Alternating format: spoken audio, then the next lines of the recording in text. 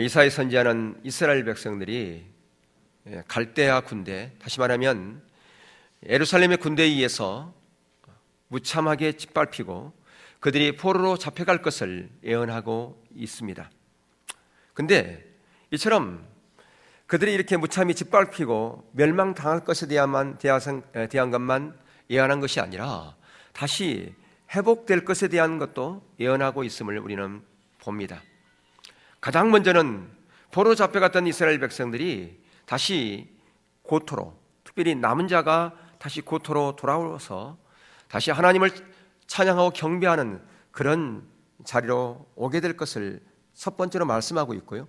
두 번째는 유다의 백성들 가운데 놀라운 대추수가 일어날 것을 예언하고 있습니다.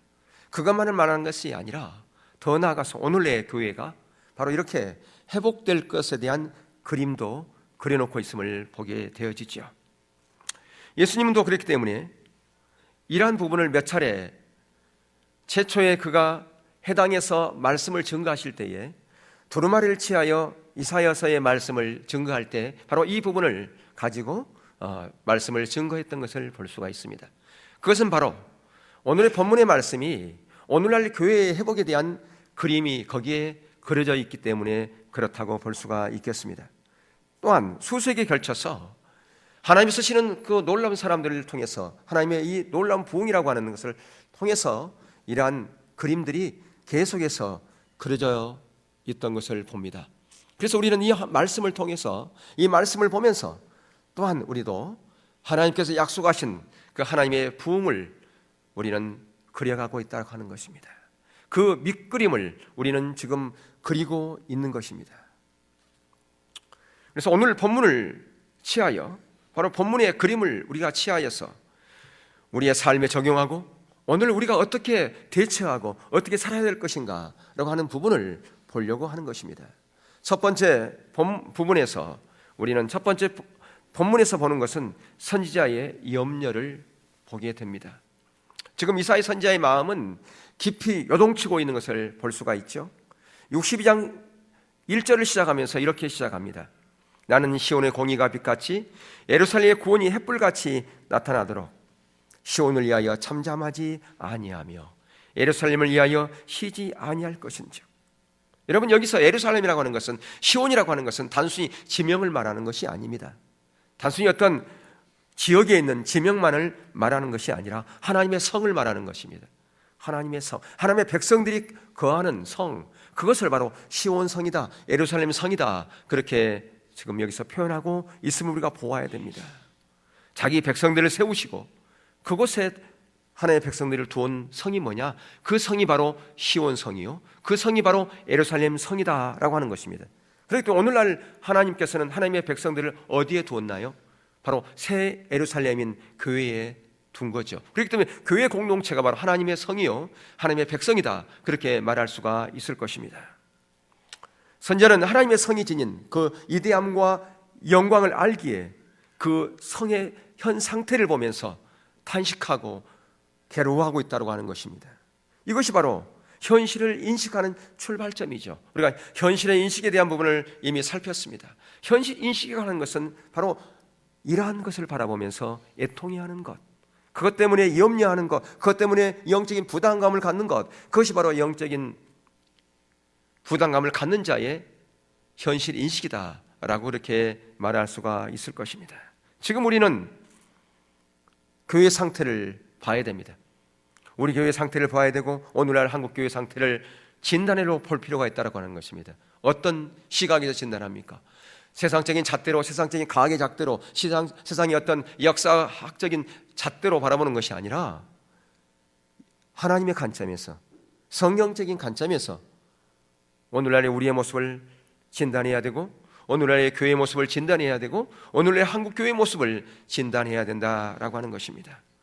왜냐하면 자칫 잘못하면 그것이 판단이 될 수 있기 때문에 그렇습니다. 자칫 잘못하면 그 진단을 잘못함으로 말미암아 자칫 잘못된 처방을 할 수 있기 때문에 그렇습니다. 지금 우리가 부담을 가져야 할 것은 교회의 상태와 형편이라고 하는 것입니다. 오늘 본문은 살아계신 하나님의 교회인 시온이 어떻게 되었는지 그걸 지금 기록하고 있지요. 저와 여러분은 어떻습니까? 저희 여러분은 무엇 때문에 주로 여러분은 고민합니까? 개인의 문제입니까? 가정의 문제입니까? 자녀의 문제입니까? 아니면 사업의 문제 때문에, 직장의 문제 때문에, 또는 다른 어떤 개인적인 문제 때문에 고민하고 있습니까? 아니면 정말 교회의 형편 때문에, 교회의 문제 때문에 고민하고 있습니까? 더 나아가서 교회 회복에 대한 그 부분을 가지고 고민하고 있습니까? 물론 여러분들이 교회 회복을 위해서 중보기도 하고 있다고 하는 사실을 제가 알고 있습니다.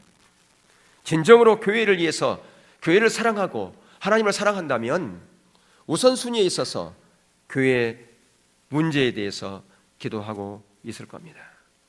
교회 회복에 대한 부담감, 그것을 가질 거라 그 말입니다. 그런데 반대로 나 아니어도 다른 사람이 할 거야. 사람이 많은데 이것은 뭐 리더들이 해야 될 것이고 담임 목사가, 목회자가 해야 될 일 아닌가? 나 하나 아니어도 될 거야. 내 하나 아니어도 얼마든지 굴러갈 수 있을 거야 라고 하는 그런 마음을 가진 분은 혹시 있지 않습니까? 여러분 그것은요 정말로 안일함과 나태함 가운데 있는 겁니다. 시간이 지나면 어떻게 되겠지? 나 아니어도 누가 하겠지라고 하는 생각 계신다면 그것은 타락한 겁니다. 왜 타락한 줄 아십니까? 자기 중심적인 생각이기 때문에 그렇습니다. 타락의 본질이 자기 중심적인 삶입니다. 자기 중심적인 삶이 바로 타락의 본질이다, 그렇게 얘기를 합니다. 왜 타락의 본질입니까? 바로 아담과 하와가 타락할 때 자기 중심적인 사고 때문에, 자기 중심적인 삶 때문에 타락의 길로 갔거든요. 바로 그 사단의 꼬임에 빠진 게 뭐냐? 네가 너의 삶을 인도할 수 있다. 하나님 없는 삶에 대해서 사단이 얘기했거든요. 그게 뭐냐? 자기 중심적인 거거든요. 자기 중심적인 사고, 자기 중심적인 생각, 자기 중심적인 신앙생활, 그게 바로 타락의 본질이에요. 바로 이것을 밑바탕에서, 이것이 기초에서 뭐가 나왔습니까? 애곡된 신앙, 거짓 신앙이 나온 거 아니겠습니까? 율법주의 신앙, 기복주의 신앙, 인본주의 신앙이라고 하는 것은 바로 하나님 중심적인 삶이 아닌, 하나님이 주인이 아닌, 하나님의 주권 가운데 들어가는 삶이 아닌 자기 주권, 자기가 주인인 자기 중심적인 그 신앙 가운데서 바로 뭐가 나오느냐? 애곡된 신앙, 거짓 신앙이 나온 거죠. 근데 그 애곡된 신앙, 그 뒤에는 누가 있습니까? 사단이 있는 거죠. 그래서 바로 그 애곡된 신앙, 특별히 율법주의 신앙에 찌들려 있던 그 바리새인들을 향해서 예수님께서 뭐라고 그래요? 너희 아비는 마귀다라고 얘기했습니다. 왜 그들이 마귀입니까? 그들이 하나님을 아버지라고 부르고 하나님을 믿고 제사하고 기도하는데도 불구하고 바로 애곡된 신앙체계 가운데 있었기 때문에, 거짓 신앙체계 가운데 있었기 때문에 예수님께서는 그들을 향해서 너희들은 모세 자리에 있지만 하나님도 모르고 하나님도 사랑하지 않는다. 너희 아비 마귀의 일을 행하라고 그렇게 그들을 질타하지 않습니까? 그리고 제 아들에게 저들은 모세 자리에 앉아서 그들이 말하는 것은 다 옳을지 모르지만 그들의 행함은 본받지 말라. 그들은 말만 행하지 않는다라고 얘기했어요. 그러니까 그들이 가르치는 것이 교리적으로 문제가 없었어요. 성경적으로 문제가 없었어요. 그러니까 교리가 잘못되는 것이 말하는 게 아니라 그 말이에요. 이단을 말하는 게 아니에요. 그래서 부흥책 쓰은 그 노현수 목사님은 바로 이러한 애곡된 신앙을 죽은 정통주의라 그렇게 얘기를 했어요. 그러면서 그가 하는 말이 죽은 정통주의는, 다시 말하면 율법주의는 이단만큼 나쁘다. 거기는 어떠한 생명도 없다라고 얘기했어요. 당연히 생명이 없죠. 왜냐하면 모조품이니까. 모조품에는 생명이 없습니다. 사단은 계속해서 우리를 공격합니다. 어떻게 해요? 우리가 모조품 신앙 가운데서 생명이 없는 그런 삶을 살아감으로 말미암아 어떤 열매도 맺지 못하더라고요. 살아있는 나무에서만이 꽃이 피고 열매가 맺지 않습니까? 근데 모조품에서는 절대로 꽃이 피고 열매가 맺을 수가 없습니다. 그래서 우리가 이런 영적인 회복, 교회 회복에 대한 부담감을 우리가 갖고 기도하는 자리로 가야 된다고 하는 것입니다. 그런데 타락한 생각은 나 아니어도 된다. 자기 중심적인 그런 가치관 가운데서 우리가 살아가면 바로 내가 참된 신앙이 아닌 바로 애곡된 신앙 가운데 있는가, 우리 자신을 한번 되돌아볼 필요가 있다고 하는 것입니다. 여러분께서, 하나님께서는 놀라운 특권을 줬어요. 하나님의 자녀에게 준 특권이 뭔지 아십니까? 하나님 자녀에게 준 특권은 세상 사람이 준 특권이 아니라 우리에게 준 특권은 하나님의 일에 동참하는 겁니다. 하나님의 일에 동참하는 그 특권은 세상 사람들에게 준 게 아니라 구원받은 저와 여러분에게 줬다라고 하는 것입니다. 그게 특권이죠. 그러니까 하나님의 일, 주님의 일, 교회의 일에 내가 앞장서는 것이 뭐냐? 그게 바로 특권을 누리는 겁니다. 그게 특권 누리는 거죠. 근데 그 특권을 어떤 사람은 내팽개 치는 사람이 있어요. 그냥 버려버리는 사람이 있어요. 관심도 안 가져요. 그 특권인데 그게 얼마나 큰 특권인지도 몰라요. 그게 하나님이 준 특권인데. 여러분 북한 이렇게 보면 가끔 이산가족 상봉하면 북측에 있는 사람이 양복에다가 온 몸에다가 도배를 해가지고 오는 사람이 있죠. 뭘 도배해가지고 오던가요? 훈장. 그렇죠. 훈장을. 그게 그 사람들은 자랑인 거예요. 이게 아바이 수령으로부터 받았다는 거죠. 당으로부터 받았다는 거 아닙니까? 그게 얼마나 그 사람들이 긍지와 자부심인지 몰라요. 근데 우리는 그것과 비교할 수 없는 놀라운 특권을 이미 받은 자들입니다. 예, 그래서 여러분 특권을 그걸 포기하면 안 돼요. 여러분 특권은 절대로 포기하면 안 됩니다. 우리가 포기하지 말아야 될 것이 하나 있고요, 내려놔야 될 거 하나가 있어요. 예수님은 이 땅 가운데 오실 때 그분의 특권, 그건 절대 포기 안 했어요. 뭐가요? 그분의 신성. 하나님의 신성을 그분은 내려놓고 온 게 아니에요. 그분은 그대로 신성을 가지고 오셨어요. 그러니까 예수님은 완전한 신이며 안전한 인간입니다. 근데 그가 내려놓은 것이 있어요. 뭘 내려놨습니까? 그분의 정체성은, 그분의 신분은 내려놓지 않았지만 그가 내려놓은 게 있었어요. 그가 종의 형체로 왔잖아요. 하나님이지만 종의 형체로 왔어요. 겸손하게 내려놨단 말이에요. 그 모든 것들을 섬기는 것이 내려놓은 거잖아요. 희생하는 게 내려놓은 거지 않습니까? 자기 자신을 주장하지 않았다는 거죠. 우리가 그러니까 절대로 포기하지 말아야 될 것은 우리의 신분입니다. 우리의 특권입니다. 근데 그 특권을 누리는 방법은 뭐냐면 우리가 내려놓을 때 특권을 누릴 수가 있어요. 나 아니어도 다른 사람이 하겠지가 아니라 내가 희생해야 된다. 내가 더 내려놔야 된다. 내가 겸손히 더 섬겨야 된다. 이게 내려놓는 거예요. 내려놓을 때 우리는 특권을 누릴 수가 있다라고 하는 것입니다. 내려놓은 게 뭐냐? 다른 사람이 하기 싫은 거, 내가 짐을 지는 거, 이게 내려놓는 거예요. 그게 특권 누리는 거예요. 다른 사람이 정말 짐을 지기 싫은 것, 내가 대신 짐을 져주고, 내가 대신 섬기고, 내가 대신 희생하고, 이게 내려놓은 것인데, 이 내려놓음을 통해서 우리는 특권을 누릴 수 있다라고 하는 것입니다. 여러분, 하나님의 자녀이기 때문에 하나님께서는 그 사랑하는 자녀들에게, 저와 여러분에게 하나님께 놀라운 특권을 주신 것이죠. 그 특권을 함부로 여기지 마세요. 그냥 다른 사람에게 양보하지 마라 그 말이에요. 여러분의 특권을. 아멘? 예. 교회는 하나님의 성이에요. 하나님이 거하는 처소라 그 말입니다. 오늘날은 하나님이 어디에 거하십니까?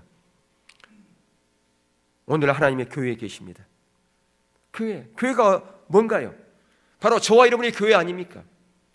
그래서 신약이 와서 성전은 건물에 있지 않아요. 건물을 성전이라 부르지 않아요. 그럼 뭘 성전이라 부르냐? 저와 여러분을 성전이라 불러요. 그리고 교회도 성전이라 부릅니다. 왜? 우리가 교회니까. 그리고 성전인 저와 여러분의 모임 공동체, 그게 또 교회거든요. 그러니까 교회를 성전이라 부르는, 그런 의미에서 교회를 성전이라 부른 거라 그 말입니다. 아무리 아름다운 교회, 큰 교회를 지었다 할지라도 거기에 모이는 공동체가 성전이 아니면 그 교회는 성전이 아닌 거죠. 그래서 예레미야 7장 4절에서 예레미야 선지자가 안식일 날 성전에 제사 드리려고 하는 그 유다 백성들을 향해서 뭐라고 외칩니까? 이전이 하나님의 전이라 하나님의 전이라 하는 거짓말을 믿지 말라고 그렇게 외치지 않습니까? 하나님의 임재가 떠난 그 성전은 더 이상 성전이 아니라 하나의 건물에 불과하다 그 말입니다. 정말 우리가 회복되기 위해서는, 성전이 우리가 회복되기 위해서는, 그렇기 때문에 거룩한 부담감을 가져야 돼요. 현실의 인식에 대한 그 부담감을 가지면서 바로 하나님의 교회가, 성전인 저와 여러분이, 우리 공동체가 회복되어지기를 위해서 우리는 영적인 부담감을 갖고 기도하는 자로 가야 된다고 하는 것입니다. 모든 부흥과 각성의 시기에 교회가 어땠는가를 우리는 볼 필요가 있습니다. 그들은 모두가 다 가슴을 찢었어요. 가슴을 찢고 애통해하면서 하나님의 은혜를 구하는 자로 갔습니다. 슬픔과 탄식하면서 갔습니다. 왜? 지금 우리가 하나님으로부터 멀리 떠나 있기 때문에, 교회가 황폐해져 있기 때문에, 하나님의 전에 하나님께서 임재하지 않기 때문에 우리가 황폐한 우리의 모습을 보면서 가슴을 찢으면서 탄식하면서 울부짖었다 그 말입니다. 여러분은 어떻습니까? 우리가 황폐해져 있음에도 불구하고 황폐해진 모습을 보면서 의도적으로 애면합니까? 황폐해져 있는 모습을 보면서 나 아니어도 저 황폐한 저 땅을 고칠 거야, 나는 저기에 간망자로 있을 거야, 그렇게 하고 있습니까? 오늘 보면 오 시온을 위하여 예루살렘을 위하여 나는 잠잠하지 않겠고 쉬지 않겠다, 이것이 우리의 출발점이 된다 그 말입니다. 현실을 인식하는 사람, 자기 처지를 인식하는 사람만이 이렇게 할 수 있습니다. 죄가 바로 버려진 항무지입니다. 또한 지금의 교회 상태가 버려진 항무입니다. 주님을 사랑한다고 하는 것은 구호에 불과했습니다. 입술로만 주님을 사랑한다고 했습니다. 근데 실제로는 내 주님을 사랑하지 않았습니다. 마음속 깊은 데서부터는 행동이 따라가지 않았습니다. 주님을 향한 열망도 식어져 버렸습니다. 주님이 우리를 위하여 십자가 주신 것, 하나님의 놀라운 그 사랑은 알기는 아는데, 이론은 아는데 내 가슴은 냉랭합니다. 여동함도 없습니다. 주님은 우리를 동역자로 부르셔서 지금도 말씀하신다고 하는 것은, 그것은 이론으로는 알겠는데 내 행동이 따라가지 않습니다. 바로 이것이 우리들의 현실인지도 모릅니다. 이 현실 앞에서 오늘 본문에서 선지자의 마음을 요동치게 만들었던 그 느낌을 우리는 얼마나 받고 있습니까? 부흥교회 지체로서 저와 여러분이 해야 할 일들이 인식되어진다면 염려하고 기도하는 데 동참해야 됩니다. 물론 사람마다 개인적인 문제가 있다고 하는 것은 모르는 게 제가 아닙니다. 물론 여러 가지 바쁘지요. 사업하는데 바쁘지요. 요즘 현대인들이 얼마나 바쁩니까? 정말 현대인들은 바쁩니다. 근데 여러분들 기억할 것은 우리의 신앙의 중심은 개인이 아니라고 하는 사실을 기억할 필요가 있어요. 우리의 신앙은 항상 교회 중심입니다. 개인 중심이 아니에요. 교회 중심, 교회의 비전, 바로 그것이 우리의 신앙의 중심이라고 하는 사실을 우리는 항상 기억해야 돼요. 왜 우리들이 하나님의 부흥을 고대하고 있습니까? 지금의 교회 모습으로는 세상에 영향력을 행사할 수 없기 때문에 그렇습니다. 더 이상 소망이 없기 때문에 그렇습니다. 얼마 전에 우리가 앞으로 20년 후에 교회 모습이 어떨는가, 현대 학자인 그분이 우리 합동측 목사님이면서 그분은 오히려 강공서라든가 큰 대기업이라든가 이런 데에 미래학자로서 나가서 더 훨씬 더 많이 그가 설명회를 하고 강의를 해요. 근데 그분의 지난번 우리 컨퍼런스 때 그분이 초빙돼서 그분이 했던 그 메시지 우리가 영상을 한번 들었잖아요. 이번 중국서 오면서 비행기에서 조선일보를 보는데 거기에 한국의 교회 미래에 대해서 그분이 글이 상당히 많은 분량이 있더라고요. 내가 사진을 찍어놨어요. 그걸요. 미래학자, 앞으로 20년 후에 한국 교회가 어떻게 될 것인가, 심각하죠. 다음 세대를 안 세우면 안 되는 그런 부분들입니다. 교회가 앞으로 어떻게 될 것인가, 정말 심각한 부분이에요. 아시는 분들은 다 아시겠지만 또 인터넷 매체를 보면, 페이스북에 보면 그분이 진단해 놓은 것들이 계속 올라오고 있어요. 근데 그러면 대안은 없는 것이냐? 대안은 있죠. 누가 대안입니까? 하나님이 대안이죠. 하나님이 하시면 돼요. 하나님의 부흥이 임하면 그 모든 건 끝나는 겁니다. 여러 가지 그분이 방법을 제시한 부분, 맞는 부분도 있습니다. 그러나 중요한 것은 하나님이 하셔야 돼요. 왜? 영적인 것은 영적인 것으로 해결해야지 세상적인 방법으로 해결되는 게 아니라 그 말입니다. 하나님이 결국 하셔야만 되는 거예요. 하나님의 부흥이 오셔야만이, 부흥이 와야만이 문제가 해결된다 그 말입니다. 지금 우리가 이런 교회 상태로는 세상에 영향을 행사할 수가 없어요. 세상의 소망이 될 수 없습니다. 세상의 빛과 소금의 역할을 감당할 수 못한다 그 말입니다. 그래서 저와 여러분이 부흥을 준비하는 거 아니겠습니까? 부흥에 대한 비전을 가지고 그 부흥에 대한 도구가 되기 위해서 우리 부흥교회 지체가 된 거 아닙니까? 다른 거 아닙니다. 우리는 하나님의 그 부흥에 대한 도구가 되기 위해서, 그 불쏘시가 되기 위해서 우리가 모인 거예요. 그 비전, 그것 때문에 부흥교회 지체가 됐다고 하는 사실을 여러분은 기억할 필요가 있습니다. 어떻게 여러분들이 부흥교회가 지체가 됐든 그것은 하나님께서 이곳에 오게 하신 그 하나님의 뜻이 거기에 있음을 여러분 기억할 필요가 있습니다. 여러분, 부흥의 도구로 우리가 쓰임받기 위해서는 부흥을 위한 파수꾼으로 세워져야 됩니다. 바로 오늘 본문에서 그 파수꾼의 역할을 지금 얘기하고 있는 거 아니겠습니까? 마지막 7절에서 그가 끝까지 파수꾼의 역할을 감당하겠다고 그는 고백하고 있는 것을 볼 수 있습니다. 본문에서 하나님의 부흥으로 임할 그 교회의 모습은 어떤 모습입니까? 자, 부흥으로 임할 교회의 모습을 거기서 지금 얘기하고 있어요. 공의가 빛같이 예루살렘의 구원이 햇불같이 나타날, 그게 바로 부흥의 모습입니다. 하나님의 부흥 때의 교회의 모습이에요. 그게요. 이 같은 하나님의 은혜가 부어지기를 위해서 지금 이 선지자는 쉬지 않고 기도하나 중보기도 하는 그 파수꾼의 역할을 감당하겠다고 그렇게 고백하고 있는 겁니다. 여러분, 사도행전을 보면요, 이미 말씀드렸지만 한 줌밖에 안 되는 그 사람들이 햇불처럼 일어나서 타락한 열방을 비추었고요, 더 나아가서 세상에 공의가 빛같이 빛나는 그런 역할을 함으로 말미암아 오늘 이곳까지 복음이 증거된 겁니다. 이것이 바로 우리들의 이상입니다. 하나님의 부흥이 일어날 때마다 이런 일들이 일어났어요. 바로 하나님의 부흥이 일어날 때, 미국의 하나님의 부흥이 일어날 때 그때 헌신한 그 선교사들이 우리 한국 땅에 와서 복음의 빛을 비춤으로 말미암아 오늘 우리가 이렇게 복음을 받아들이고 하나님의 자녀가 되었다고 말이에요. 사도행전의 역사는 오순절에 임했던 부흥을 통해서 가능했지 않습니까? 저와 여러분이 타오르는 햇불처럼, 그래서 빛을 발해야 됩니다. 타오르는 햇불처럼 그렇게 빛을 발해야 돼요.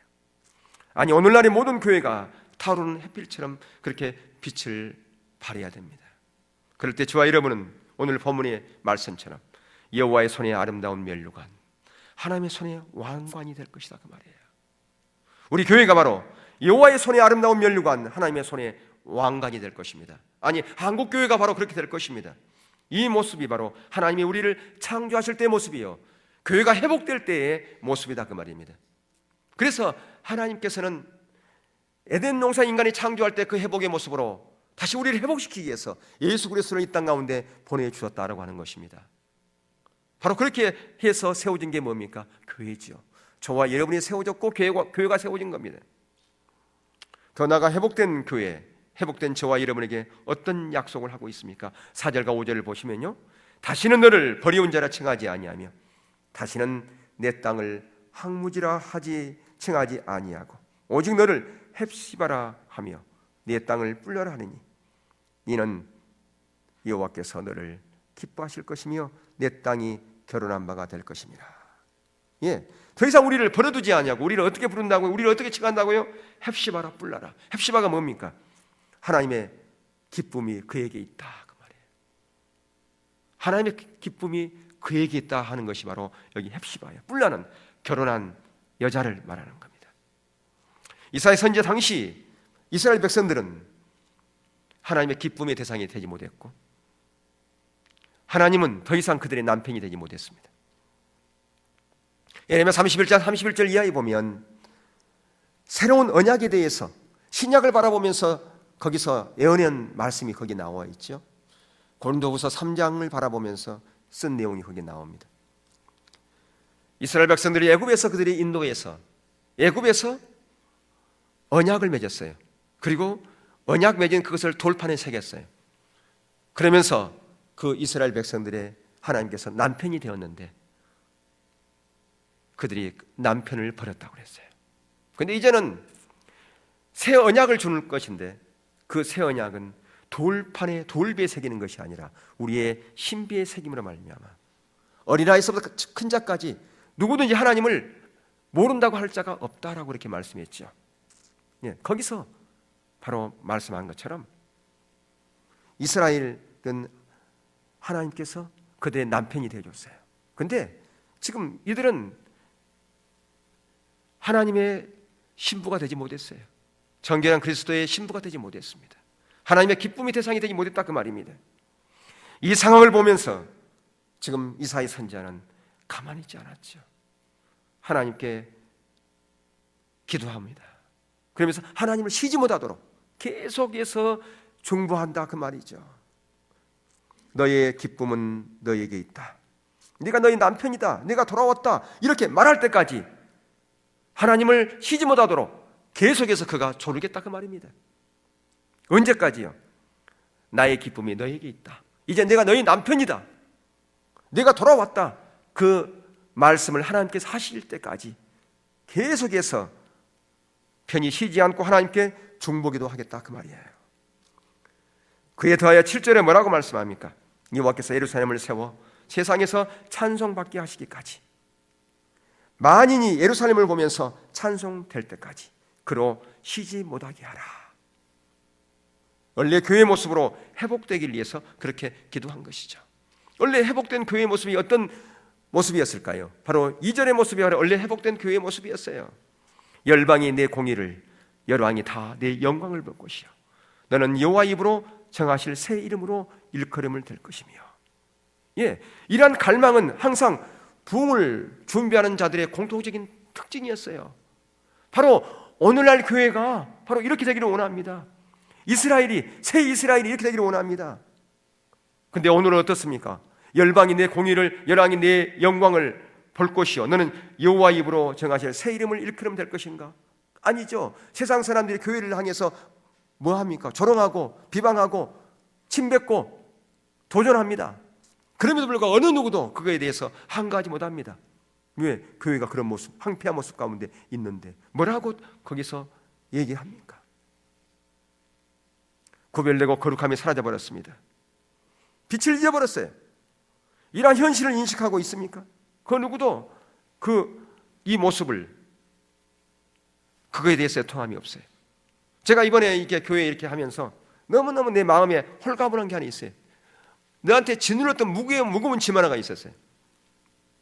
그것은 뭐냐 하면, 우리가 이제 수협 대출 이제 다 이게 재연장 하면 우리 교회 현실 이걸 가지고 보내주니까 목사님 이렇게 하면 대출 안 됩니다. 뭐 어떻게 하는데? 부풀려야 됩니다. 다 교회 그렇게 해요. 안 해도 돼요. 이제 그게 처처부터 알았으면 이렇게 안 했을지도 몰라요. 대출 안 된다는 거죠. 구별됨이 없었다. 다 그렇다는 거예요. 다 관리가 그렇습니다. 그렇게 안 한 교회가 몇이나 됩니까? 다 그렇게 하지요. 뭐예요? 구별함이 없다는 거죠. 거룩함이 없다는 거 아닙니까? 빛을 잃어버렸다는 말이에요. 이러한 현실을 우리가 인식할 필요가 있어요. 바로 우리들의 모습이요. 우리들의 모습이 우리 한국교회의 모습이다 그 말입니다. 그렇다면 이에 대한 처방은 없는 것인가? 보면 6절에 처방을 말씀하고 있어요.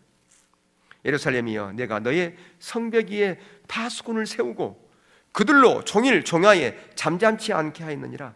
너의 여호와로 기억하시게 하는 자들아, 너희는 쉬지 말며. 여러분, 파수꾼을 세우는 목적이 무엇입니까? 파수꾼은 적의 침입에 대비해서 경계명을 세우는 것이 바로 그게 파수꾼이죠. 적들이 오는 것을 막기 위해서. 메가드 장군이 이런 얘기를 했어요. 작전에 실패한 지휘관은 용서할 수 있어도 경계에 실패하는 지휘관은 용서할 수 없다. 그 뭘 얘기하는 겁니까? 그만큼 경계에 대한, 파수꾼에 대한 중요성이죠.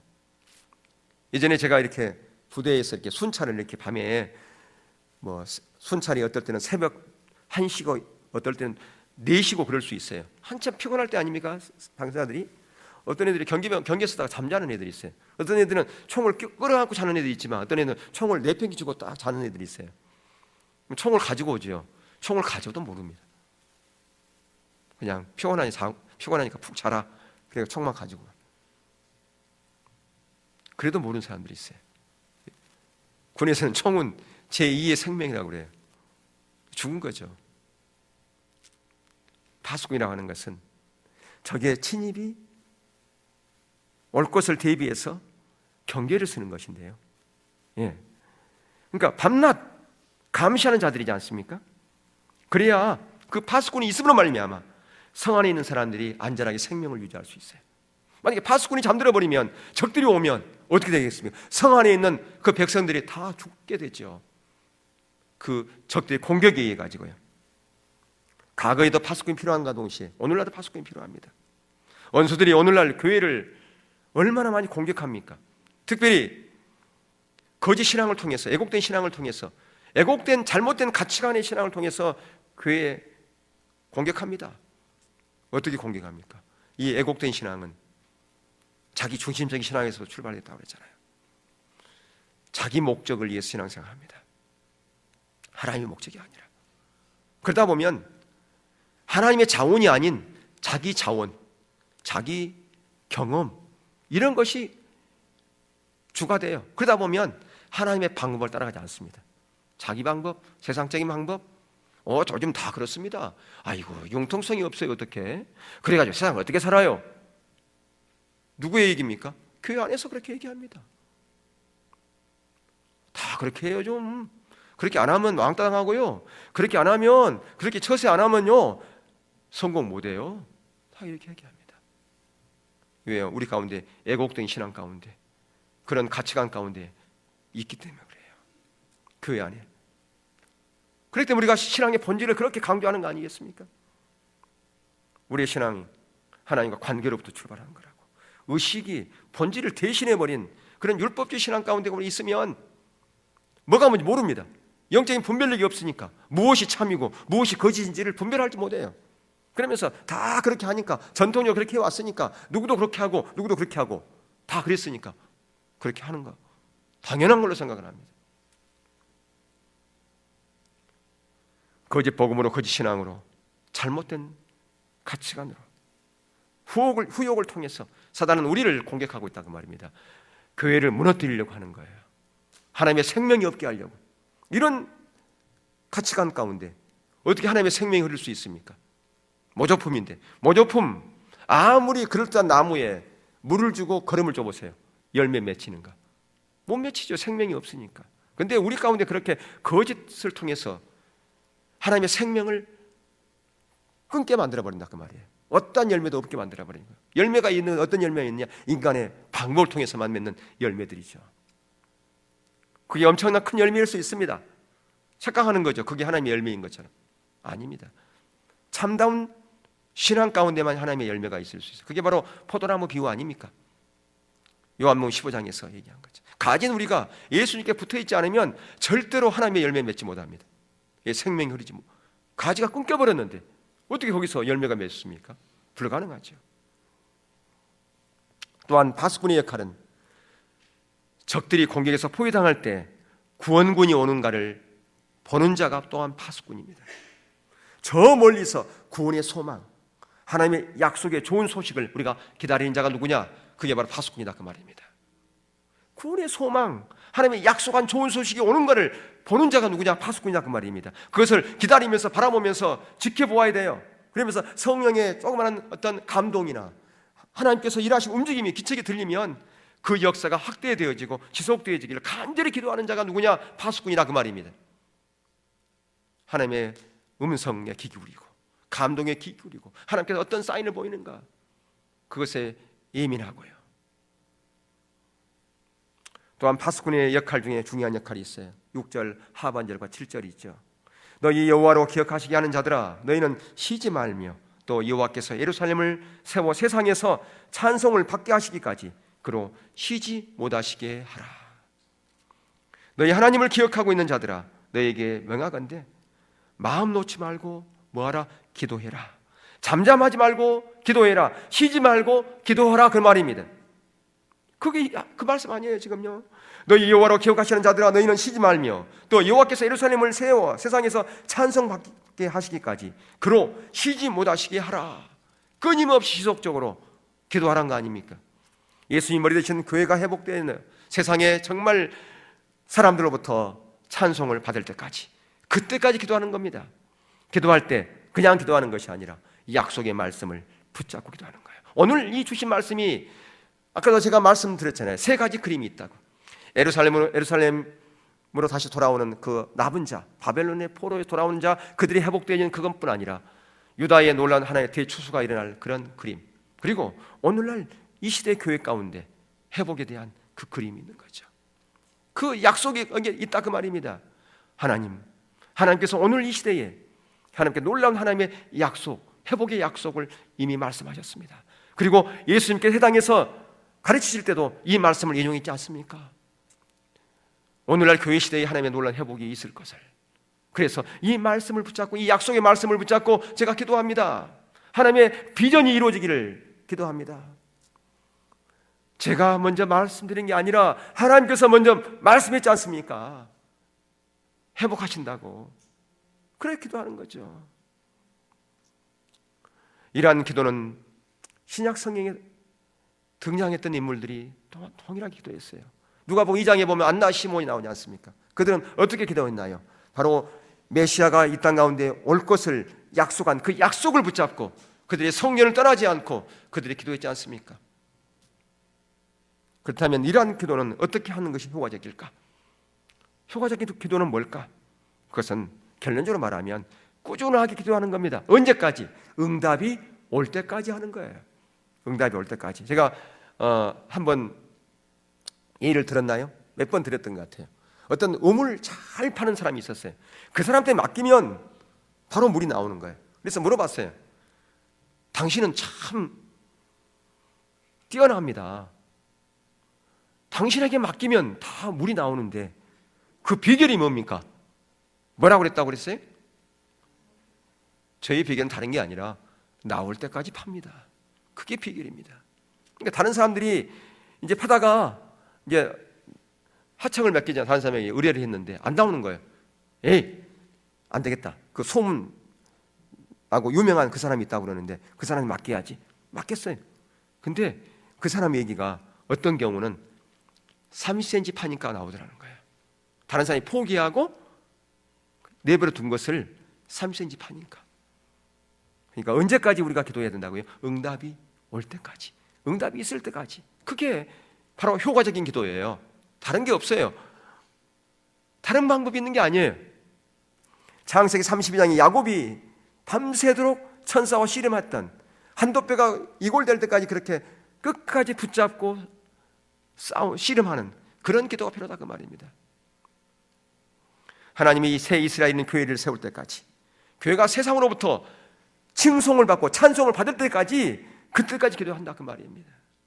하나님이 우리의 기도를 들으실 때, 우리에게 응답해 주실 때까지 교회가 아름다운 옷을 입고 타오르는 햇불처럼 그렇게 타오를 때까지 우리는 쉬지 말고 기도해야 된다고 하는 겁니다. 사랑하는 성도 여러분, 하나님이 디자인하는 교회, 하나님이 기뻐하시고 원하시는 교회의 모습은 어떠해야 됩니까? 이거 다 알고 있죠? 오늘 본문을 통해서 다 보았지 않습니까? 그렇다면 성벽에서의 파수꾼의 역할, 저와 여러분이 감당해야 됩니다. 그게 우리의 특권이란 말이에요. 그 특권을 빼앗기지 마세요. 여호와 하나님으로 기억하게 하는 자들은 파수꾼의 그 막내에 올라야 됩니다. 쉬지 말고 그래서 기도해야 돼요. 새 예루살렘인 교회가 다시 찬송이 되고 영광이 되며 그 강체와 의를 환하게 발하게 될 때까지 우리는 쉬지 말고 막내에 올라야 됩니다. 또한 하나님이 쉬지 못하시게 해야 됩니다. 그러면 세상과 열방과 열왕들이 모두 다 교회를 다른 시각으로 바라볼 겁니다. 교회를 통해서 여호와를 구하고 오직 주님만이 우리의 주인 될 수 있다. 저도 구원받을 수 없습니까? 저도 교회 일원이 될 수 없습니까? 하면 찾아올게 될 것입니다. 그게 바로 교회가 회복되어지는 그런 교회의 모습이죠. 이 시간 이사야 선지자가 가졌던 그 영적인 부담감, 하나님의 부담감을 가지고 여러분, 저 여러분 모두가 다 파수꾼이 올라갔던 그 망리에 올라 하나님의 약속을 붙잡고 하나님께서 응답한 그때까지 기도하는 파수꾼의 역할을 감당하는 저와 여러분 될 수 있기를 주의 이름으로 축원합니다. 찬양 드리겠습니다.